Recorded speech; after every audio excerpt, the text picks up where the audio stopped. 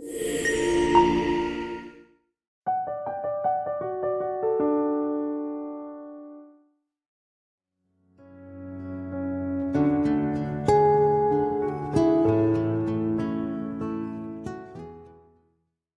and blessings, everyone. It's me, Dr. Sabrina, and welcome to Soul Speak Conversations for Your Healing Journey.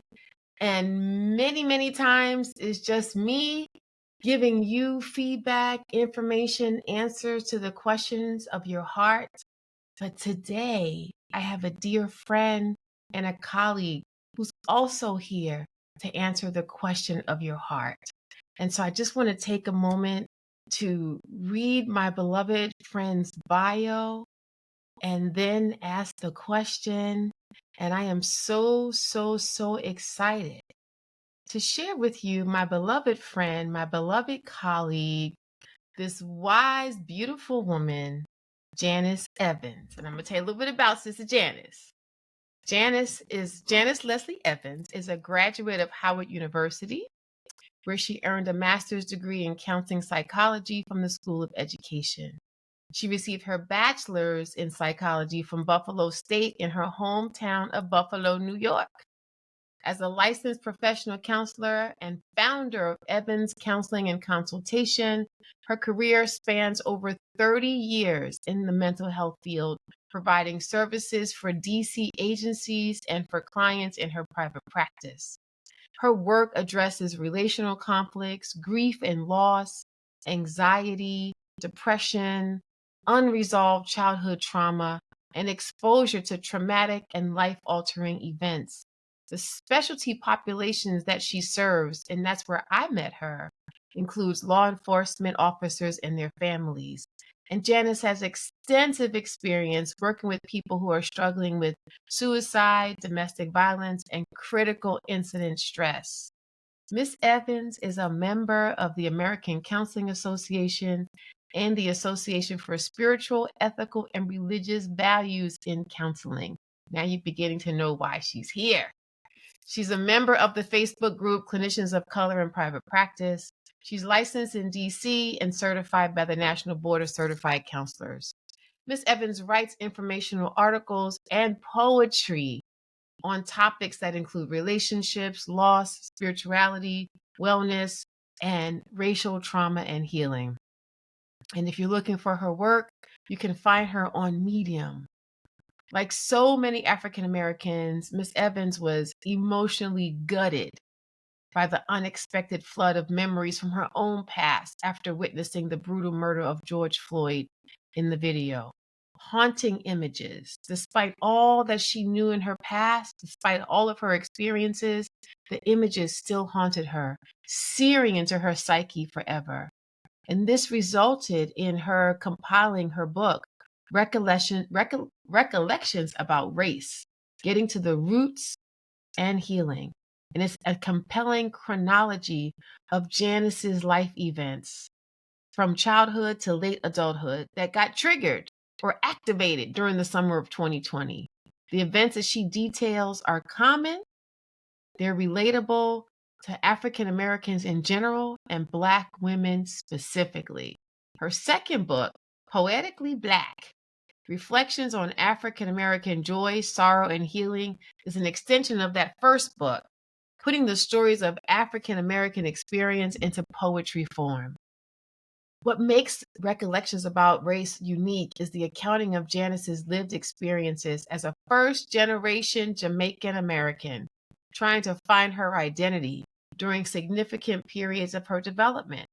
Despite challenges with low self-esteem, activated by a lifetime of racist events, Janis excelled academically and successfully throughout her career. Her recollections are at times a little jarring, often painful, but peppered with tidbits of wisdom and a section on healing from racial trauma. Poetically Black shows Janis's creative side in telling stories in poetic form, and also with a section on poems specifically designed for healing. So since you know so much about me already, you know that I had to have my beloved friend, author, and healer, Janis Evans, with me. Welcome, Sister Janis. Thank you, Sister Sabrina. I'm so happy to be here. Oh, Yeah. thank you for reading that bio. I thought you would just take parts of it and condense it. You read the whole You thing. know, I thought about condensing it. Then I was like, well, what am I going to leave out? All of it is relevant. All of it is important. All of it speaks to who you are. The DC people that are listening, they're excited. The Black women that are listening, they're excited. And the humans that are listening, they're excited. And so I said, I'm not leaving any of it out because, Thank you so much. I'm oh, well, honored to be here. and Thank you've you. touched so many people through your work. This question today, I knew you could answer it. And I've asked it before to a different guest that viewed life through a different lens. But I Mhm. thought it was relevant just also for you as a therapist, as a healer, and as someone who focuses on the interaction between spirituality and mental health, that this question was still relevant and so important. And so we're going to give this participant another opportunity to hear, to feel her question answered through another lens. So this question is, Dear Dr. Sabrina, I am a tired Black woman. I don't feel like being politically correct and even calling myself African American right now. I was born being called a Black person, and that's where I am. In today's political climate, I am tired. I'm tired of caring, and I'm also tired of being angry, and I'm tired of fighting for things that humans should just naturally receive. I'm angry, and I don't have the mental strength to fight for myself or my children. I need to get the strength to carry on. Please guide me. And her initials are GW. Hmm. I So know she said a lot. the question is, what What is kind the of tools do we give her, mm-hmm, GW, that can mm-hmm, help her to continue on? yes, reframing Mm-hmm. her position Mm. in life right now. Mm-hmm. Sometimes we have to pull back from what we're seeing and what we're exposed to in this world, in this city, in this country right now, and not let it define our lens. Mm. We need to pull back and rest and find time to regroup and renew. And I think that that takes time to just step back, set boundaries, specifically set boundaries on people, set boundaries on things that are distracting, set boundaries on social media, TV, and reframe. What is your purpose? Why are you here? Mm. I would ask you, Sister GW. Mm. Is it GW? Yes, it's Why, GW. yeah, why are you here? I think we also, in addition to that, need to go back to our ancestors Mm-hmm. who have been through much more than we have and ask ourselves, how did they get through? What did they focus on? And I think they focused on their spirituality, inner strength, and purpose. Not just current purpose, but future purpose. What is your future purpose? What are you trying to lay down for your children? Mm. And sometimes that takes rest, reframing, and renewal, and Yeah, starting over. beautiful. Thank you. No, you're absolutely right. And you and I both, we both have seen so many GWs come through our practice, right? And so Yes. many GWs, particularly in the past 5 years, have shown up and said, I am tired. Yes. I had an intake yesterday Mm. that could be GW. Mm. Same. Same. Just everything that's going on, just not having the energy anymore, being tired. Mm-hmm. So yes, we are feeling it.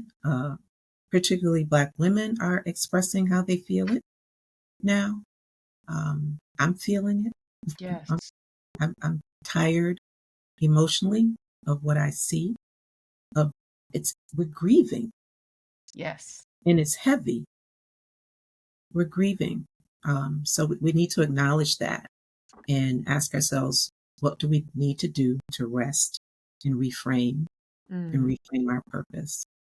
And there's something very validating when we can look at a GW and tell her, "I get it, girl, you grieving." Mhm, mhm, It's current grief, it's also impending grief. mm, mhm. Yeah, And and the surrender that is required of us. yes. And also I like also what you said about reframing and how important it is for us to call on the strength of our ancestors. Oh, yeah. Mhm. So for us to constantly remind ourselves, look, I Right. know you're struggling, but you still got that flat purple dress on, and you took a shower today, and we're both sitting in these warm, cozy spaces, and the women that came before us, they Mhm. suffered so that we could sit in this space and Yes. even have the freedom to talk about being tired. Yes. We couldn't even say Amen. we're tired. Yes, we can say it out loud. Mhm, To call on them, I was talking to another client recently who is not African American. This was a friend, and she said something like, "This is the worst our country has ever been." And I said, "No, it's not, sweetheart. No, it's not." She said, "What do you mean?" I was like, "It might be the worst for you, but it ain't the worst it's been for my people." She was like, mhm, "Oh, you're mm. right. I didn't think Yeah, about that."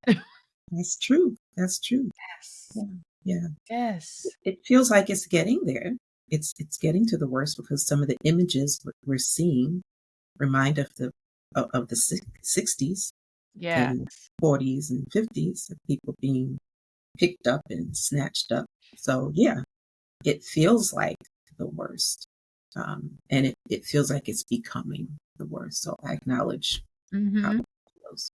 Oh, I totally acknowledge how she feels, and I also wanna remind her, you don't carry the skin that we carry, and you do have a tad bit more safety, physical safety, Mm, because you mhm, are American, you do have the privilege of being in a white body, you mm, have the privilege of, financial resources, and I don't know if GW has any of those privileges.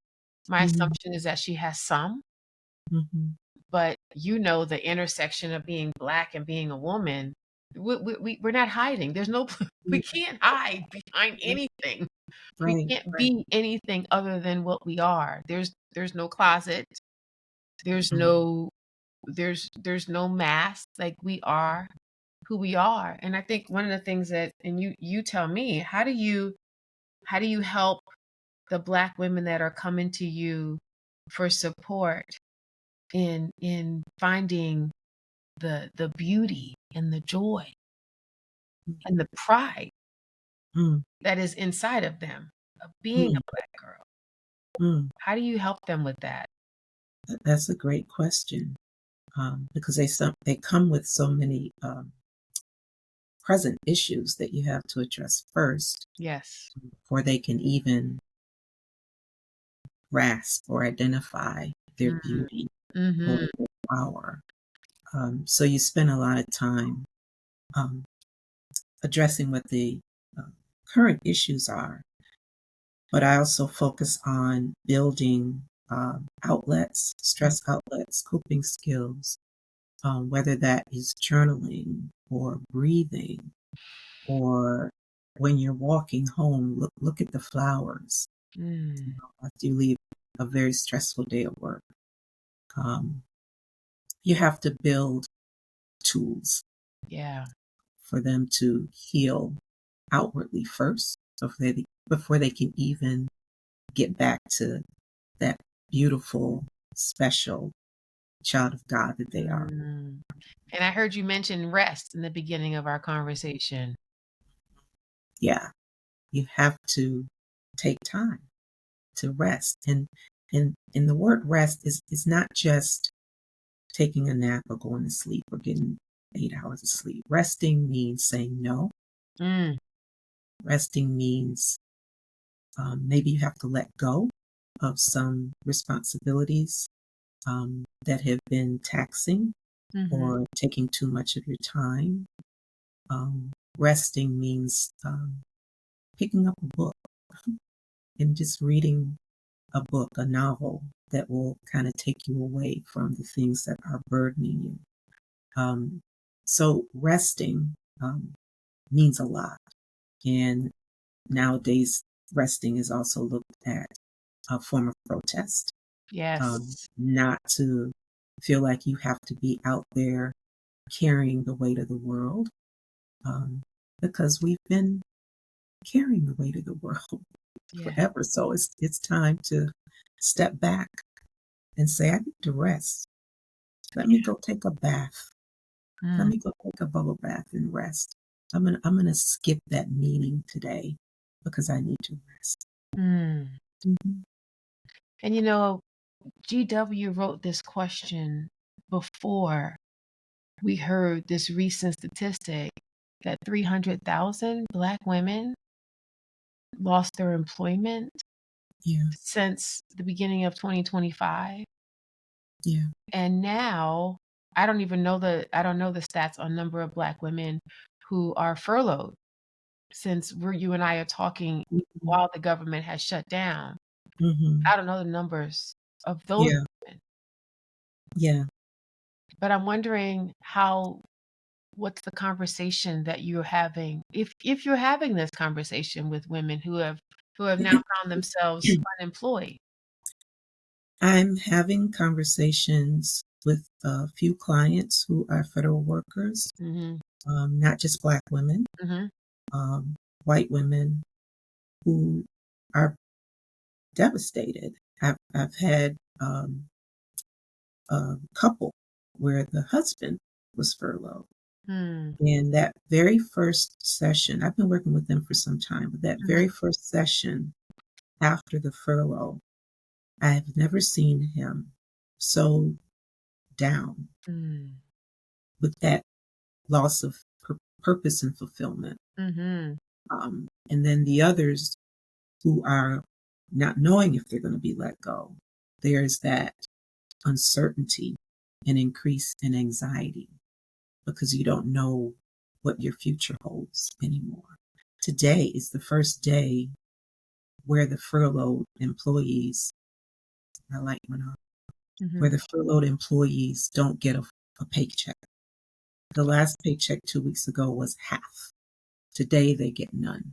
So Mm. I anticipate with the clients that I'll be meeting with over the next few weeks, it's going to be tough.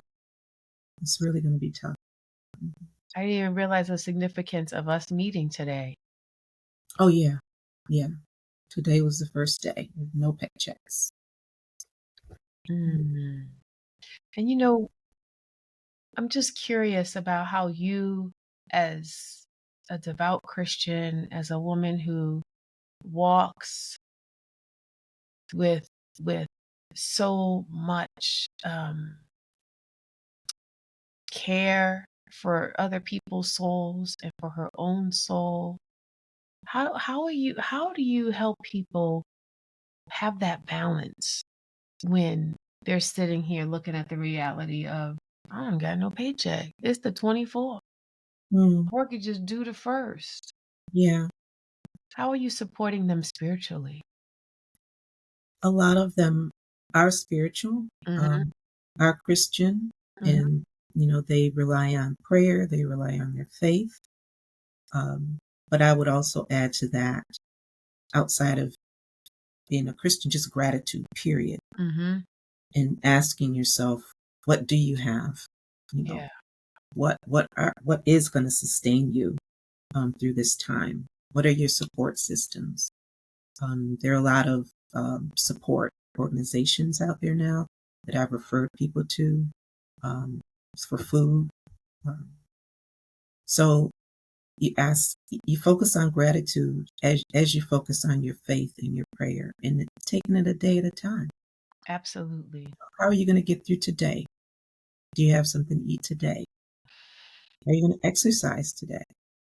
What can you do today to get through and then wake up tomorrow, and then we'll pick it up tomorrow. Yeah. Yeah. No, Mm-hmm. that's so important, and that's a part of our spiritual journey too, to look at what we have instead of only focusing on what we don't have. Mm-hmm. One of the things I do with my clients, and I'm sure you probably do something similar, I have them like I think my guy have it in the wall. I have them make a pie, like literally draw a pie and Mm-hmm. draw like who's in this support pie with you? Like Mm. who is Yeah. in here? And Mm-hmm. so because sometimes they have in their minds they're only relying on this thing or this person. And Mm-hmm. I'm like, wait a minute. Well, who else? And maybe you've given this person too much of the pie. Who else Mm. in your circle can you rely on? And what I'm noticing is people are coming back going, "Oh my God, I didn't even realize I Mm. do have help. I do have support." I had Mm-hmm. somebody 2 days ago say, "I've never asked anybody for anything, and I've always given everything." Mm. And I took a walk with somebody, and I told her the truth. I told her I was broke, Mm. and she went home and called me back and said, "I'm sending you a big chunk of money." Mm. And will this sustain you? And she's like, she was floored, Mm. floored. Mm-hmm. So Yeah, it's so beautiful when we can recognize that we're actually not alone. exactly. Hmm. And we have to not be afraid of being vulnerable and say, I need something. Can you help me? Yes. And not let our pride get in the way. Because in this day and age, in this moment, community is so important. Yeah, it is. But you know GW, you know she's not asking. She's been she's been doing everything for everybody. And she's like, oh no, they're too busy, they're too this, they're too broke, Mhm, da da mhm, da. And so the most healing thing for GW sometimes is to say, Lord, I need some help. mhm. Yes, we have to ask. Hmm. We have to say, I'm spent. I'm tired. What do you even just a conversation Yeah, might help someone. It may absolutely. not even be financial. They just need a conversation or a hug or to sit down and have coffee or dinner together. And that will be enough Yes, because you don't feel so alone. absolutely. And building community. Yes, I yes, it's just so went to important. an event 2 nights ago with Black women who were sharing their stories about their challenges with mental health. Mm. Youngest girl was 22, I think, and the oldest was 52. So it was a nice range of women, and they were so beautiful. Mm. And each one of them had a different story. The baby, I call her the baby, she was 22. She was already like 4 years sober. Wow. I know, 4 years sober already at 22. And then the 52-year-old, I remember what her issue was in this moment, but I know she struggled with depression. I don't think it was substance abuse. But the audience asked them, what did you do to take care of yourself? In Mm. addition to going to therapy, in addition to some took medication, which we know is needed sometimes. Oh, yeah, So definitely. each of them went around and they named all the things. Most of Mhm. the things that you just named. One of them said, um, uh, "I made amends to my mama." Mm. Right? I tell my mom, "I'm sorry for all the things I did." One of them said, "I swim." One of them said, she dances. Another one is a writer like you and I. Mm. Another one, built she said, "I'm an introvert, and I built a Facebook group for women like me." Mm. Now she's Wow. got it's virtual, but she has this group, and she said, and a few weeks ago we finally met in person. So it started Mm. out virtually, and maybe this is something that could be an option for GW too. I don't know. Started out virtually, and then it turned into real life. Mm. Wow. And then I Yeah. added a piece for them because I said, y'all got some good ideas. Let me just add one more piece. Eat your rainbow, get some sleep, and take breaks to laugh. Mm. Oh, I said, because we funny, right? I love that. Take Yeah, breaks to laugh. yeah. Yes. Do you know that that's one of the things that I recommend to depressed clients is to find a funny movie on either Netflix or go to the theater, but find something that's going to make you crack up and Yes. get those endorphins going and lift that mood. Laughter is a gift. It's medicine. It's medicine. It's medicine. Well, you know the story of my grandmother and her stroke. And Mm-hmm. and the one thing that she carried until she left this earth was her laughter. Mm. That woman could get a joke. And she, like, her laugh was sincere. Like, she got the joke, she laughed on time, and it was so hearty. You didn't even know what she was laughing about, and you would just fall in with her. And she had all the traumas, all the traumas. Mm-hmm. Attacked by a police officer, single mom, poverty, woman, misogyny, racism, drug addicted siblings, like what else is left? And completely Mm-hmm. disabled. Mm-hmm. And tapped into that laughter, Mm-hmm. and it was a balm for everybody. Yeah. Yeah. Yeah. Well, I've Beautiful. been watching, I don't know if I'm allowed to say what I've been watching on TV. I think I can. It's an old TV show. Mm-hmm. It's so stupid. During COVID, I started watching it and then I put it down for a little while. Now I'm watching it again. It is the dumbest TV show. My Name is Earl. Do you remember that show? I was that a young boy? Oh, Like, it was a man who okay, I don't is think a I watched terrible it. human, and and he has this lottery. He wins the lotto, but he's really a bad person. And he gets hit by a car and his lottery ticket is saved and he wins the lotto, but he realizes that the fact that his life was saved means he has to clean up all his bad karma. So in the Mm. backdrop, there's this story of spiritual growth, No, but he's no made a wonder you love it. oh my gosh, I know, but he's made this list of all these terrible things he's done. Mm. And he has to go and make an amends to all these people. And it's hilarious. But Oh, wow. underneath it all, it's like really true. And Earl is really poor. He comes from poverty. He comes from, the people they used to call poor white trash. He jokes about it in the show a lot. But as a black woman who has walked through so much, I was feeling Earl's story. Yeah, you had compassion for Earl and God, he had me all of laughing his so stuff. hard. And I give the same assignment to my clients, like just 5 minutes of something so stupid. Mm-hmm. And it Yeah. could be those baby videos. Mm-hmm. Mm-hmm.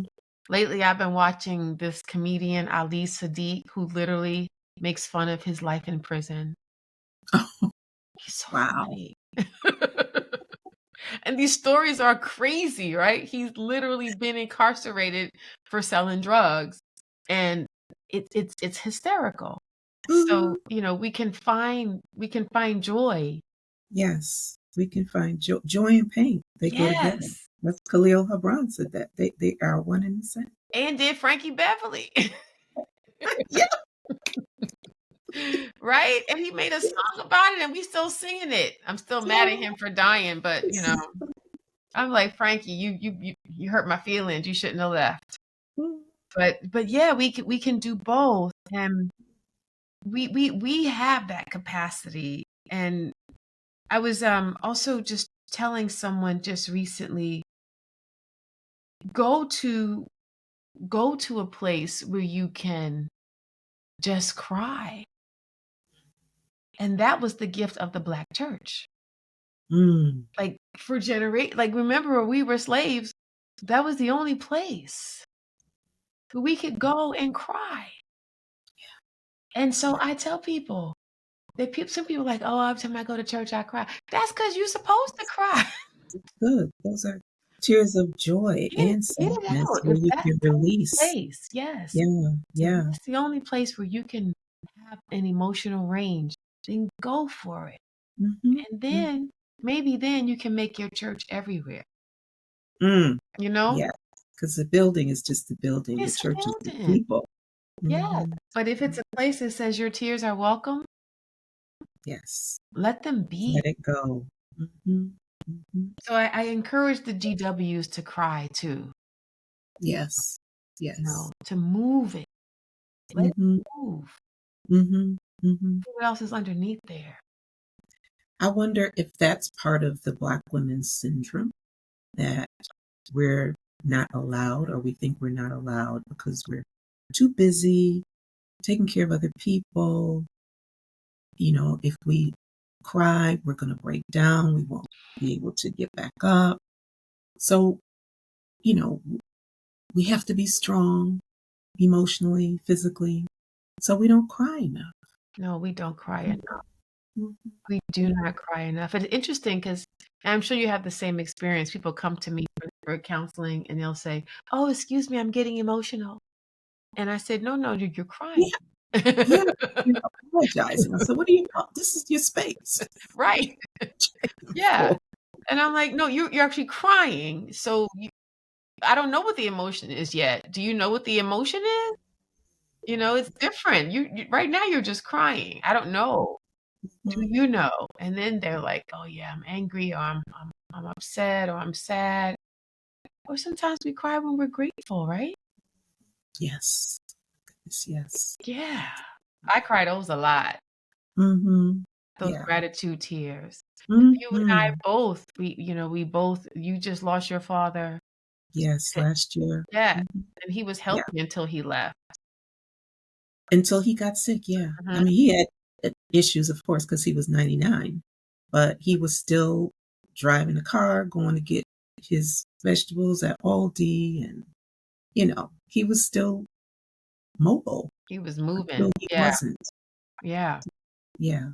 So I'm still grieving that. That's still fresh. And, as you were talking about crying, I still have some crying to do Oh, yeah. over that, Mhm. because after the funeral, I came back, got right back into Mm.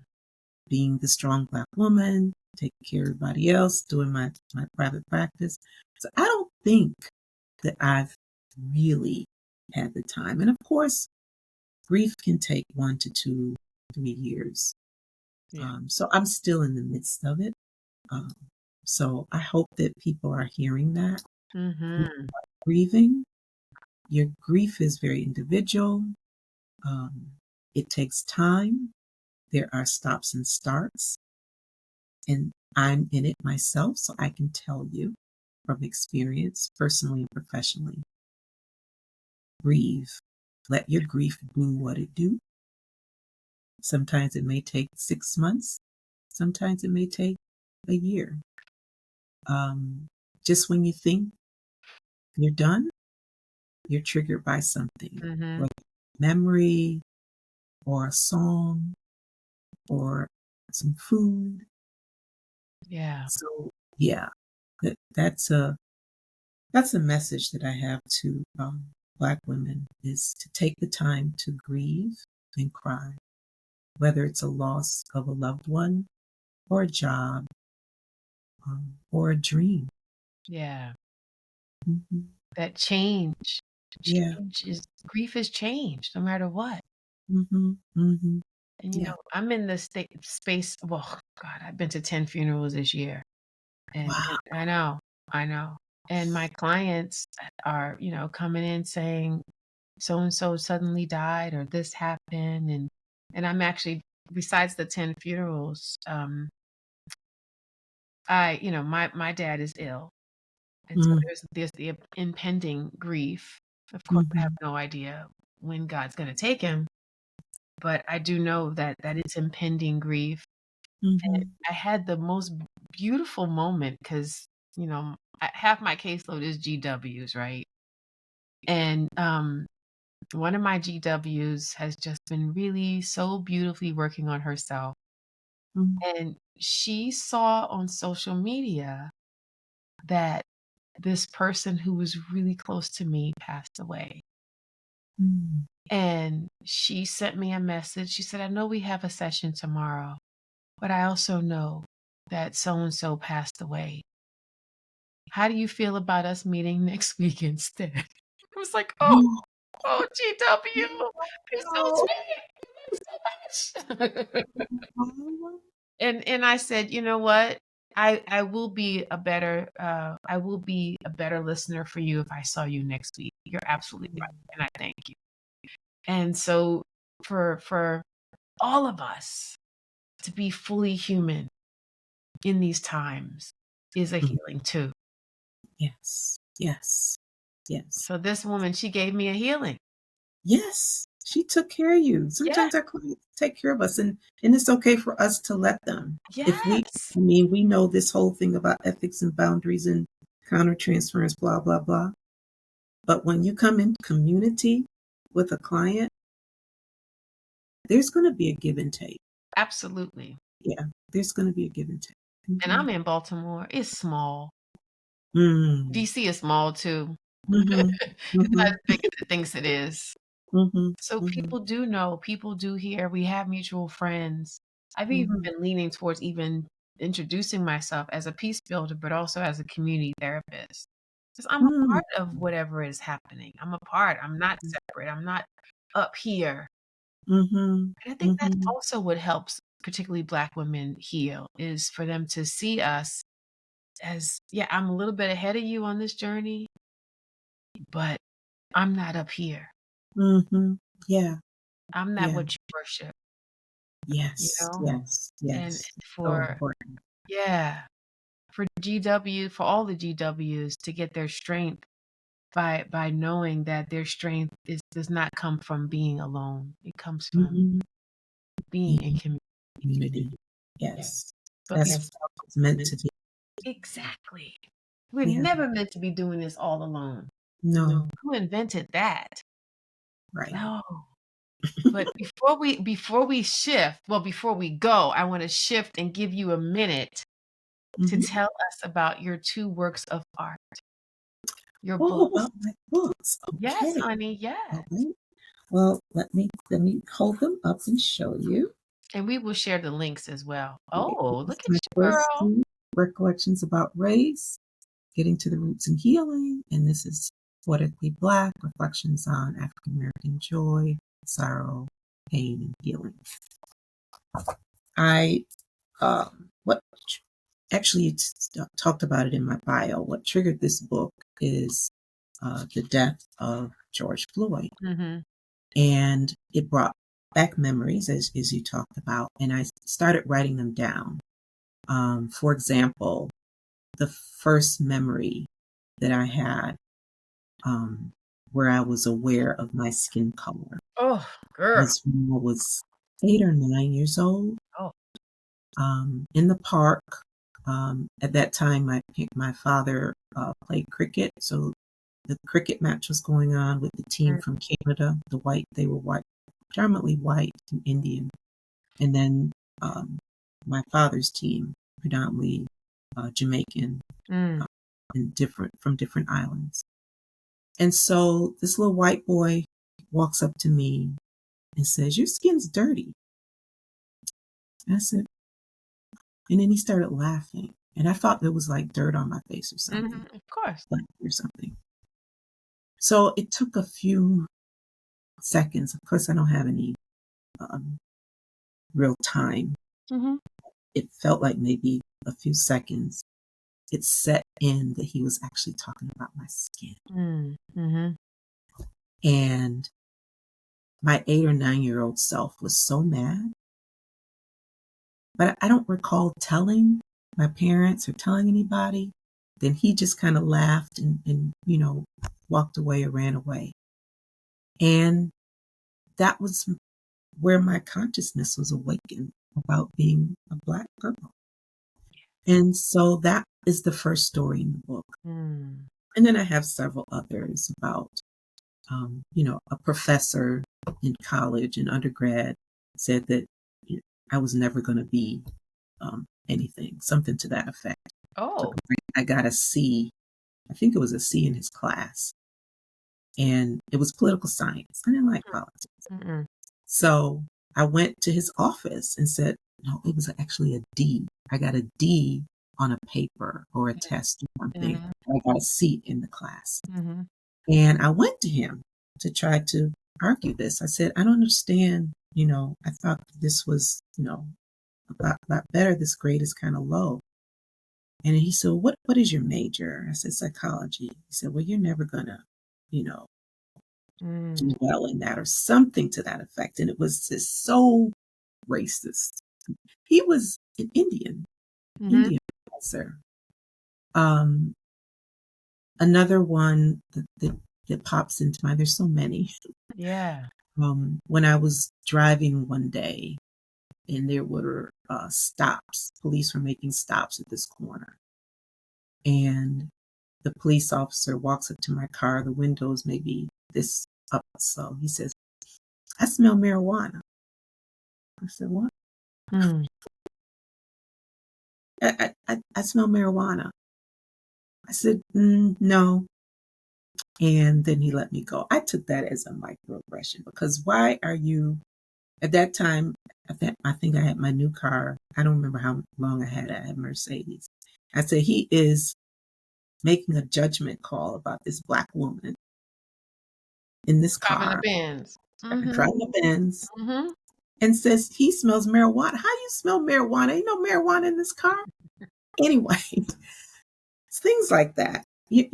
I encourage all of you to get the book because I know that most of you are going to have the same stories. Yes. And that's why I wrote this book, to Yeah. show that racism, microaggressions are just not a one and done thing. And for an African American, they happen regularly. They happen throughout the lifespan. And I tell stories of childhood, teenage, young adult, all the way until I was near becoming a senior citizen. All the way up till yesterday. Yes, yeah. Why don't we just say that? Yeah. So, yeah. So that is what this is about. It's Mm.